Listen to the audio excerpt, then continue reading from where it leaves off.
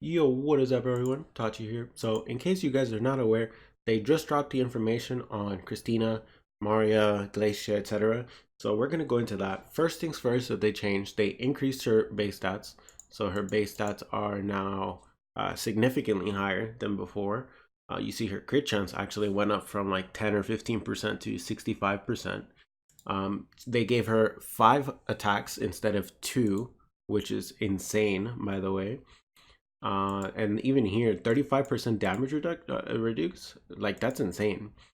So not only did they do that, but they also made it that it ignores enemy damage reduction. So I will need to see, I will ask around to someone who actually reads Korean, whether or not that's actual damage reduction or defense. Because if that's ignored defense, that means that she kills through Lillian and anything else with 100% defense, which is actually fucking broken.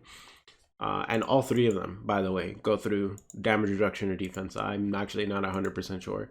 So that's fucking amazing. 3 tiles, which is again really good. And then you are immune to harmful skill types. Now, I'm not sure if harmful skill types here basically means she's debuff immune, because if so, that's fucking broken. Also, damage reduction, which is great, and then also gets damage from and also gets increased armor 95%, which basically means that she has 100% armor. So overall, she's really fucking strong.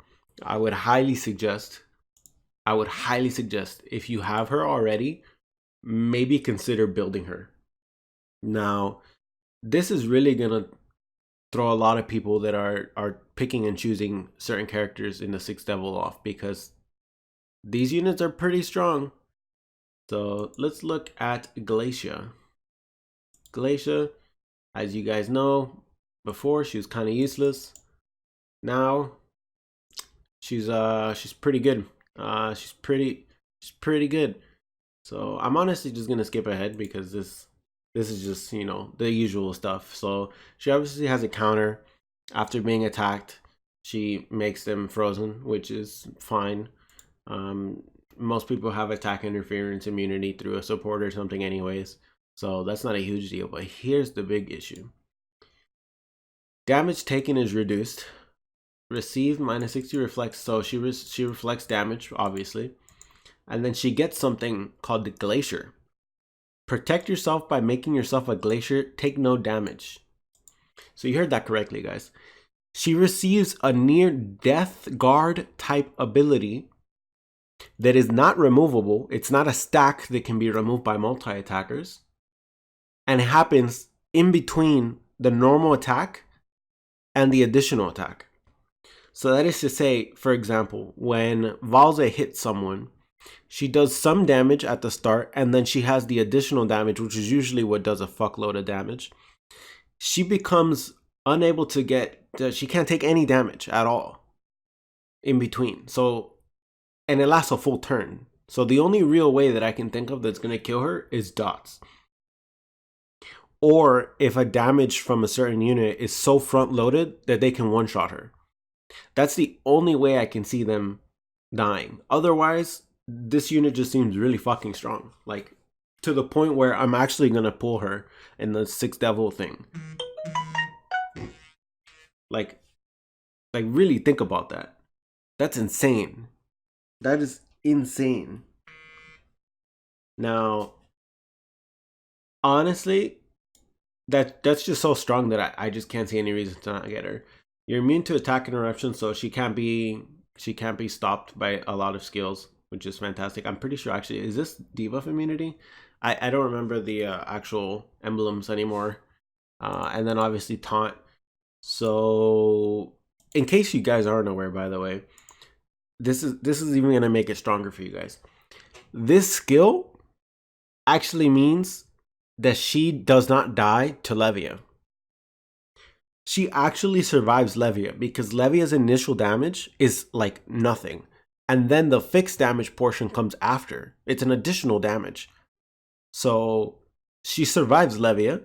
She survives Nardis. She survives. I think the only person that I can think of that actually will maybe kill her without like dots or front loaded damage is Asmode. Like Asmode will kill her and then die because she has permanent reflect before the battle begins. So Asmode will kill her and then die. That's insane, guys. Do you guys realize how strong that is? Literally just put her like last. Put her like a skip or put her in last of your tank lane, and then she'll just fucking tank everything. She'll just tank everything turn 2. That's insane. You guys have no clue how strong that is. Coupled with like Bancina, put Gran, Bancina, and her, and like I have no idea how you're gonna get through that lane because they're all gonna survive. They're all gonna survive Nardis, and she's gonna like face tank Levia like nothing. Like, what do you even do? So I don't even know what to say, guys. That's just insane. So let's actually look at I believe Marya as well. I can't remember who the other unit is, but Marya is oh, you know, actually I do know who it is. It's a defender. So I don't know if her attack went up, but it seems a lot higher than I remember it being. So I think her attack went up. She's getting an increase in tiles at plus 15, which is great. So she's now 5 tiles, just a couple, I think one short of Nardis, not a couple, it's just one.